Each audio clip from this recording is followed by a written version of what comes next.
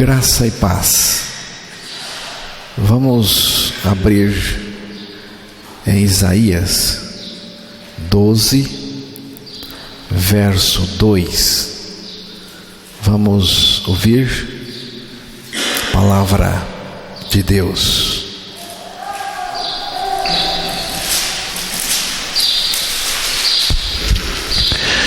Eis que Deus é a minha salvação, nele confiarei e não temerei, porque o Senhor Deus é a minha força e o meu cântico, e se tornou a minha salvação. Que Deus revele para nós sua palavra nesta manhã, principalmente a salvação que é Ele mesmo. Deus é a nossa salvação e nós precisamos conhecer esta verdade preciosa e que o Espírito de Deus revele para nós, em nome de Jesus. O profeta hebreu faz uma colocação extremamente importante. Eis que Deus é a minha salvação. Ele não confiava em mais nada além de Deus para a sua salvação. Ele diz aqui que Deus mesmo é a sua salvação. Deus não me ofereceu uma salvação, Ele é a minha salvação. Porque Deus é a minha salvação, Ele se tornou a minha salvação, o meu Salvador. Porque o texto diz que Deus é a minha salvação e que Ele se tornou a minha salvação, o meu Salvador. Não há salvação sem a identificação do homem com Deus. Para que eu seja salvo, para que eu tenha salvação, eu preciso estar em Deus e Deus em mim. Por isso, irmãos, Deus mesmo veio a este mundo, verdadeiramente Deus e verdadeiramente homem, para identificar o homem com Ele naquela cruz e fazê-lo participante da sua morte e da sua ressurreição. A morte de Cristo e a nossa morte com Cristo. A morte de Cristo, então, tinha como finalidade nos crucificar com Ele, para ser destruída em nós a velha natureza do pecado, a fim de recebermos em nós a pessoa de Deus, a pessoa de Cristo ressurreto, e Cristo é Deus. Se você morreu com Cristo e Cristo ressurreto está no seu interior, então você está salvo. Mas é preciso crer isto. Salvação é um ato sobrenatural de Deus, nos crucificando e nos ressuscitando em Cristo, e Cristo em nós, vivendo a sua vida justa e santa. Salvação se consuma no seguinte: a salvação de uma pessoa se consuma no seguinte: estou crucificado com Cristo e vivo não mais eu, mas Cristo vive em mim. Gálatas 2, o verso 20. Muita gente pensa numa salvação conceitual, por informação, doutrina, é um conceito, ela aprendeu e aprendeu bem, mas a palavra de Deus nos mostra que salvação não é um mero conceito, é o próprio Deus que se tornou a minha salvação e ao mesmo tempo o meu Salvador. Se Ele apenas nos dá a salvação e vai embora, eu fico sem Ele, eu fico sem a sua presença, eu fico sem a sua comunhão. Mas Ele fica em mim. Cristo me salva e fica em mim, porque Ele está em mim. Cristo em mim, Cristo vive em mim. Quando a gente tem salvação como um conceito ou uma mera doutrina, ela se torna impessoal. Mas quando temos a salvação como uma pessoa, então ela se torna relacional para nós. Alguém pode pensar, então ele não dá valor à doutrina? Dou. Tito, capítulo 1, verso 9. Vamos ouvir o que está escrito aí.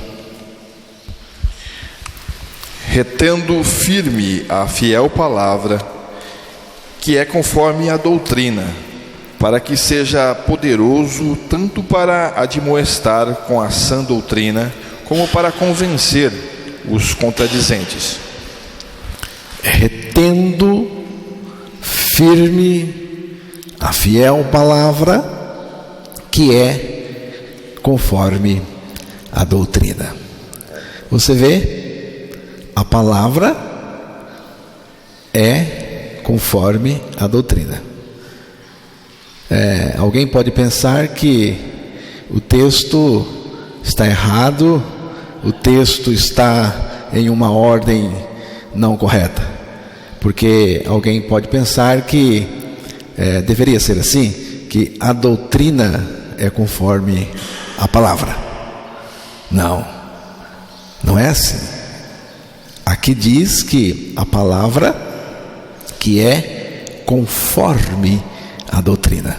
A palavra escrita procede da doutrina. O que é esta doutrina? Porque aqui está nos dizendo que a palavra escrita procede da doutrina. Doutrina é aquela verdade eterna que Deus tem com Ele e que resolveu transmitir esta verdade eterna por meio da sua palavra escrita. E quando escrita, vira doutrina novamente. Então, o assunto eterno de Deus é a doutrina, o assunto de Deus, não é? Se você quer escrever uma carta, você tem que ter o assunto. Você tem que ter o assunto. O assunto é a doutrina, o assunto eterno sempre esteve com Deus.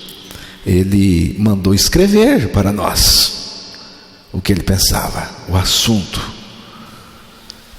Este assunto virou palavra escrita. Agora, a sã doutrina de Deus exposta por meio da palavra escrita. Tudo que Deus mandou escrever, Ele já havia pensado eternamente antes. Eu creio assim.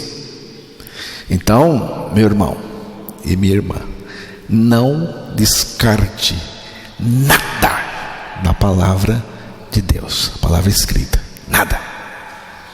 Não há nada na palavra de Deus que não devesse estar nela. E o fundamento da salvação é este: morri com Cristo e Cristo é a minha vida. Por quê? Porque Deus pensou, fez e disse. Por isso eu creio. Quando eu creio, isso deixa de ser apenas um conceito e passa a ser a minha experiência. 1 Tessalonicenses capítulo 5, verso 9 e 10, vamos ouvir a leitura da palavra. Porque Deus não nos destinou para a ira, mas para a aquisição da salvação por nosso Senhor Jesus Cristo, que morreu por nós, para que quer vigiemos, quer durmamos, vivamos juntamente com Ele. O apóstolo Paulo, no verso 9, falou da salvação, e no verso 10 ele fala de uma identificação profunda com Deus. Então, salvação é esta interação, eu nele e ele em mim, a nossa união com Cristo. Salvação é estar em união com Ele, com Cristo. Ele não me ofereceu uma salvação, Ele se tornou a minha salvação. Salvação é Ele em mim. A nossa salvação é o próprio Salvador. Temos um acontecimento interessante em Mateus capítulo 14, versículos 22 ao 33. Vamos ouvir a leitura da palavra. E logo ordenou Jesus que os seus discípulos entrassem no barco e fossem adiante para o outro lado, enquanto despedia a multidão. E despedida a multidão, subiu ao monte para orar à parte. E chegada já tarde, estava ali só. E o barco estava já no meio do mar, açoitado pelas ondas, porque o vento era contrário. Mas à quarta vigília da noite, dirigiu-se Jesus para eles, andando por cima do mar. E os discípulos, vendo-o andando sobre o mar, assustaram-se, dizendo: é um fantasma, e gritaram com medo. Jesus, porém, lhes falou logo, dizendo: tende bom ânimo, sou eu, não temais. E respondeu-lhe Pedro e disse: Senhor, se és tu, manda-me ir ter contigo por cima das águas. E ele disse: vem. E Pedro, descendo do barco, andou sobre as águas para ir ter com Jesus. Mas sentindo o vento forte, teve medo. E começando a ir para o fundo, clamou, dizendo: Senhor, salva-me. E logo Jesus, estendendo a mão, segurou-o e disse-lhe: homem de pouca fé, por que duvidaste? E quando subiram para o barco, acalmou o vento. Então aproximaram-se os que estavam no barco e adoraram-no, dizendo: és verdadeiramente o Filho de Deus. Vamos apenas historiar o texto. O barco dos discípulos estava no meio do lago. O vento soprava forte e as ondas batiam com força no barco. Já era de madrugada. Jesus foi ter com eles, andando sobre as águas agitadas do lago. Quando os discípulos viram Jesus em cima da água, ficaram apavorados e gritaram: é um fantasma. Nesse instante, Jesus disse: coragem, sou eu, não tenham medo. Então Pedro disse: se é o Senhor mesmo, mande que eu vá andando em cima da água até onde o Senhor está. Venha, respondeu Jesus. Jesus lançou a palavra: venha. Pedro, sobre esta palavra, saiu do barco, deve ter pulado, e começou a andar em cima da água, em direção a Jesus. Porém, sentiu a força do vento e ficou com medo. Então, começou a afundar. Quando ele viu que estava afundando, ele gritou: Senhor, salva-me. E eu gosto do que ele gritou: Senhor, salva-me. Imediatamente, Jesus, estendendo a mão, segurou e disse-lhe: homem de pouca fé, por que duvidaste? E subiram os dois no barco, e o vento se acalmou. Irmãos, Jesus não deu instruções de como deveria fazer para não afundar. Você não viu Jesus dando instruções de como Pedro deveria se comportar naquele momento de perigo para não se afundar na água e se afogar. Jesus não jogou um colete salva-vida ou alguma coisa que ele pudesse se agarrar.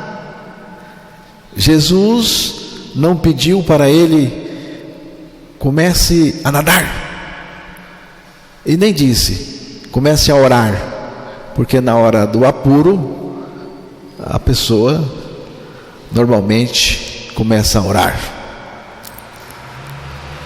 Nem disse: sinto muito, Pedro, mas a sua vida termina aqui.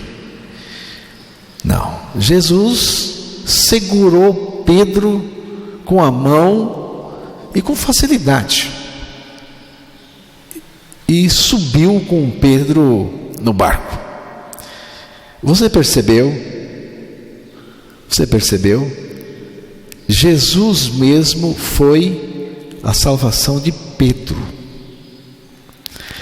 Se não fosse Jesus, Pedro teria morrido afogado. Não foram os recursos de Pedro, mas os recursos de Jesus. E Pedro era um homem de recursos, nesse sentido, porque ele era um pescador, um homem que conhecia o lago. Ele era um pescador, ele certamente sabia nadar. Mas não foi a força de Pedro, que certamente também era um homem forte, de força, mas foi a força de Jesus. Se Jesus tivesse afundado, Pedro também teria afundado com ele. Mas Jesus não afunda, e nem aqueles que estão seguros em suas mãos. Não é como diz um cântico, segura na mão de Deus e vai. Não é não.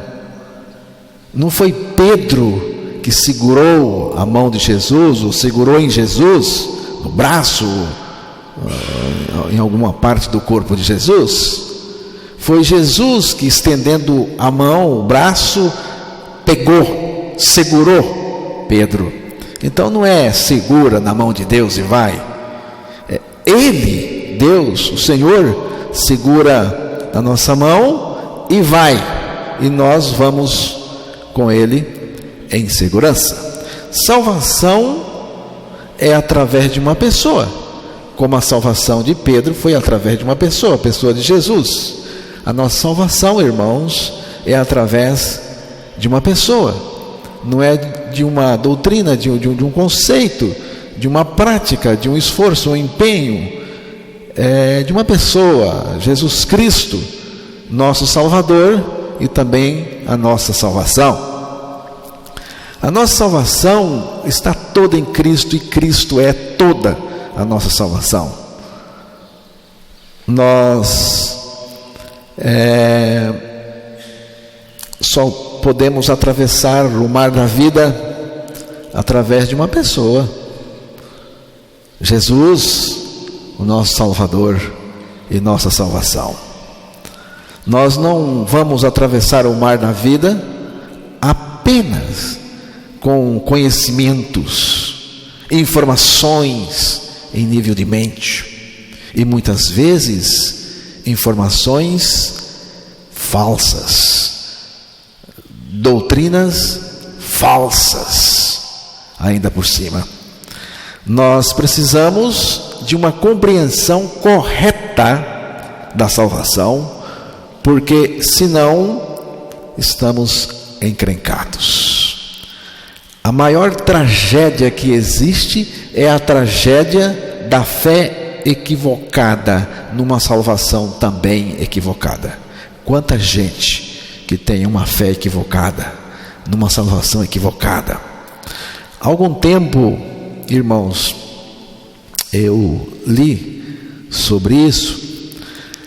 Uma adolescente de 14 anos morreu após inalar um medicamento errado durante uma crise de asma. A jovem inalou um colírio que provocou uma obstrução dos brônquios e fez diminuir o trabalho cardíaco e resultou na sua morte. Segundo consta, o medicamento foi comprado por uma irmã da adolescente com receita médica. O vendedor não foi cuidadoso e mandou o colírio. Teria vindo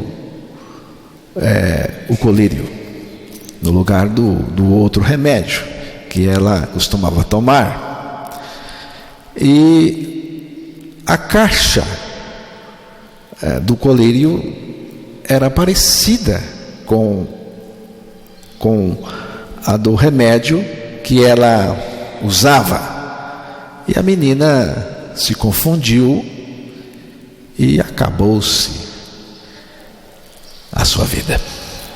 Uma tragédia para ela, para a família. Duas lições podemos aprender aqui. A primeira lição é que a menina morreu acreditando que estava tomando remédio certo. Mas a sua crença não a salvou. Na verdade, irmãos, a sua crença a matou. Pensando que tomou o remédio certo, sofreu uma tragédia em sua vida. Há muita gente assim, há muita gente pensando que está salva, mas está perdida, e o resultado final será uma tragédia de proporção eterna. A questão, irmãos, não é Se eu creio, mas em que eu creio para a minha salvação? Eu creio, mas em quem você crê para a sua salvação? Aquele ditado que diz: não importa no que você acredita, contudo que seja com sinceridade, é falso totalmente. O que vai determinar o seu destino não é se você crê, mas em quem você crê. Não é se você crê, mas em quem você crê. Mas eu creio. No que você crê? No que você crê? Mas eu sou sincero. Tudo bem. Só que o inferno está cheio de pessoas sinceras, mas erradas. É preciso, irmãos, reconhecer Jesus como o meu Salvador competente e crer em tudo o que Ele fez por mim na cruz do Calvário. Queres ser um salvo por Ele? Então creia a tua morte com Cristo na cruz e terás Cristo vivendo no teu interior a vida justa e santa. Assim, Cristo é o meu Salvador e ao mesmo tempo a minha salvação. A segunda lição que devemos aprender no caso é que às vezes a falsa crença é similar em alguns pontos à verdadeira. Cristo falou que muita gente que acredita, mas está perdida, e vai descobrir um dia que a sua crença não valia nada para a salvação. Mateus capítulo 7, verso 22 e 23. Muitos me dirão naquele dia: Senhor, Senhor, não profetizamos nós em teu nome, e em teu nome não expulsamos demônios, e em teu nome não fizemos muitas maravilhas? E então lhes direi abertamente: nunca vos conheci, apartai-vos de mim, vós que praticais a iniquidade. Você vê que coisa séria. Essas pessoas jamais sonharam em ser banidas por Cristo. Afinal de contas, eram religiosos maravilhosos, tinham experiências fantásticas, tinham muitas obras espetaculares, tinham segurança, achavam que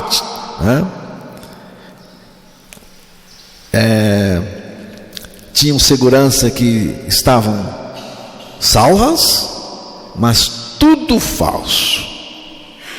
Essa gente, no dia do juízo, ouvirá de Jesus as terríveis palavras: nunca vos conheci, nunca vos conheci, apartai-vos de mim, vós que praticais a iniquidade. Essas pessoas terão a maior desilusão de suas vidas e se lamentarão eternamente no inferno, no lago de fogo. No lago de fogo. Alguém poderá alegar: eu sou batizado, sou membro de igreja, sou atuante, sou militante, sou admirado, sou elogiado, sou líder de ponta. Então, infelizmente, nada disso garante a salvação. Salvação está em Cristo somente. Salvação não se baseia naquilo que fazemos ou praticamos. Também não é um sistema de crença religiosa. Por melhor que seja a sua crença, o seu sistema não pode salvar você. Não tem nada a ver com comportamento também. Nada a ver. Mas eu sou crente, praticante. Eu sou crente, praticante. Um religioso fiel. Mas lhe digo, se não creu a sua morte e ressurreição em Cristo, você está perdido. E a minha honestidade não conta? A minha honestidade não conta? Conta. Mas não para a salvação. Deus não vai considerar a nossa honestidade. Ele vai considerar a nossa morte com Cristo, a nossa morte em Cristo para o pecado, e a sua vida, a vida de Cristo operando em nós, a vida dele em nós. Mas eu sou uma joia de pessoa, cumpro rigorosamente com as minhas obrigações, sou crente praticante. Sim, eu não duvido, mas lhe digo, se não creu sua morte e ressurreição em Cristo, você está perdido. Entenda bem. Salvação é uma pessoa, a pessoa de Cristo. Nós nele, ele em nós, depois nós na companhia dele no estado eterno.